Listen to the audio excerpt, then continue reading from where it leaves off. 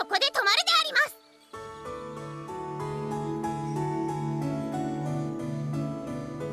ようこそバビロンの工房へ。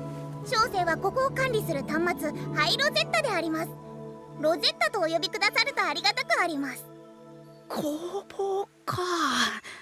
ここから先は工房の。 So you have to be a lunatic if you're watching In Another World with My Smartphone, Episode 2, Season 2, and you don't like it.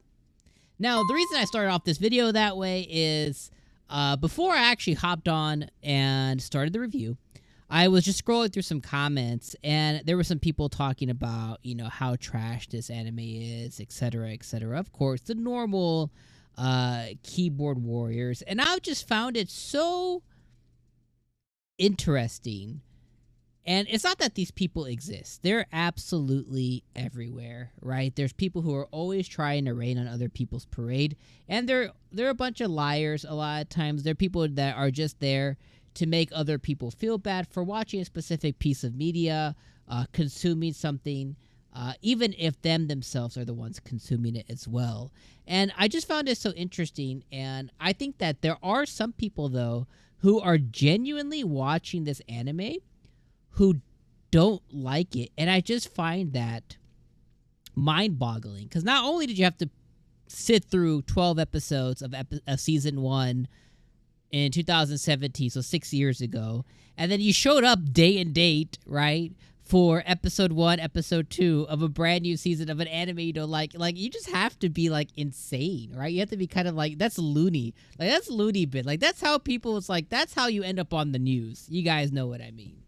Regardless, with that being said, you know, I think the sentiment from Episode 1 and the one that I'll share with Episode 2, and this sentiment, right, my feelings towards it, is that I'm just happy that this anime is back.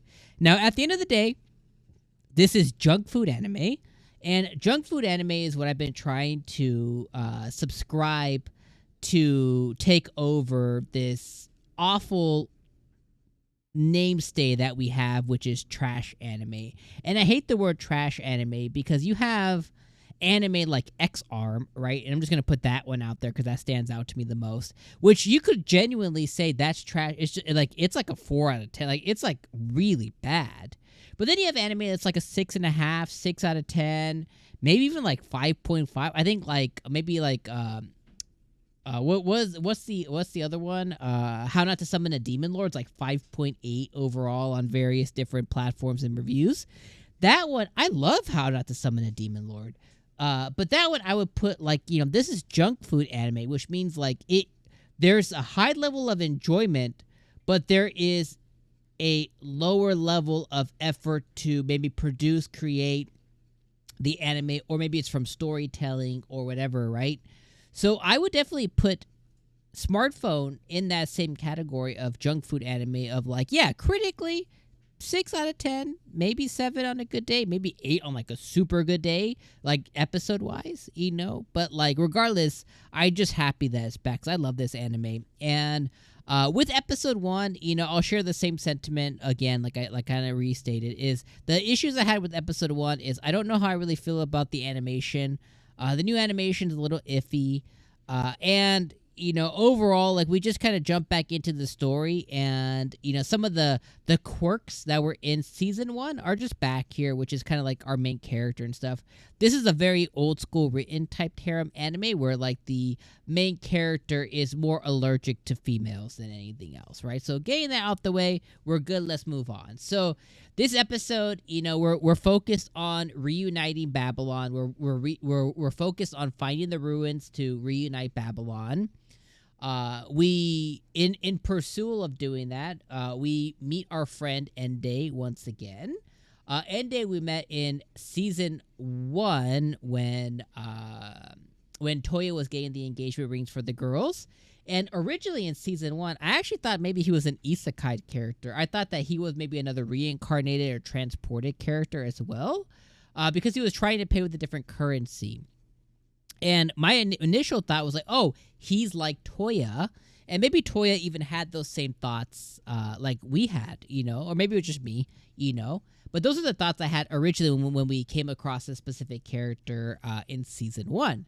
Well, come to find out that, through certain events that happened in this episode, that the currency he was actually trying to pay with was a currency that existed in this world, but like 5,200 years ago. This was based on the information that Francesca presented, that this specific currency was around. So now we're trying to think here, is 𝐿𝐷 actually like a time traveler? Is he similar to the Doctor, but was able to time travel to this present now? Like, there's a million different variables and different things that could occur now. So that makes this story a little bit more interesting.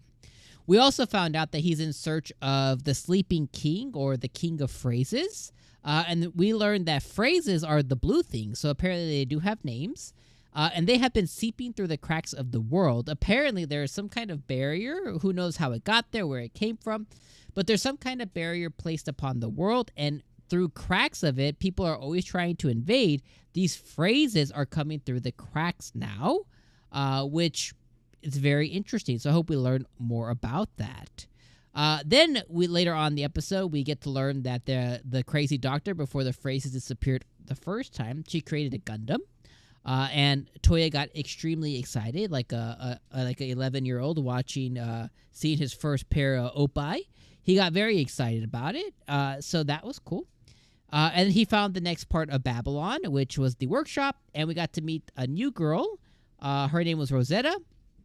So I thought that was cool. She had a panty test. That was fun. He tried to blow her away. Didn't work. And he got to see some transparent panties, which almost caused him a nosebleed, or he was trying to throw up. I'm not really sure. He was either disgusted or he was excited. Very hard to know. In case you didn't know, in Japanese anime, for whatever reason, bloody nose represents rock hard. It means Excalibur's ready to be sheathed or unsheathed. Basically, it's explosion from down under. That's what it represents. So apparently he was either extremely happy or he was very disgusted. It was very hard to tell in that scene. But very cute other girl that he was able to add to the mix. She was able to swap his DNA. That was fun. Enjoyed that quite a bit. And there was also some other slave people that he saved this episode too. We'll see what he ends up doing with these kids later on. I'm assuming eventually he's going to establish some kind of school or some kind of scholastic system or some kind of like teaching trade system as he begins to have more and more people under him to teach them some kind of trade, to just simply, honestly, make himself money in this world, or make people that are now reporting to him useful in this world. But overall, I actually liked this episode. I thought it was pretty good. I laughed a couple of times. I thought it was pretty enjoyable. Informationally, I thought it was pretty good. And I really want to learn more about 𝐿𝐷. I think that is the main thing that's driving me forward, as far as interest-wise. I really want to learn more about that as we move forward. I think that's really interesting. The Gundam piece, kind of silly, the slave piece, kind of like par for course. So all of that was okay, but I really want to learn more about 𝐿𝐷 and what's going on with the phrases and the King of Phrases and all that. So let me know what you guys thought about episode number 2. Let me know what you thought about the first part of the lunacy, the loony bin stuff that I talked about. And of course, as always, just appreciate you guys being here for another week. And I'll see you guys next week for episode 3. Peace.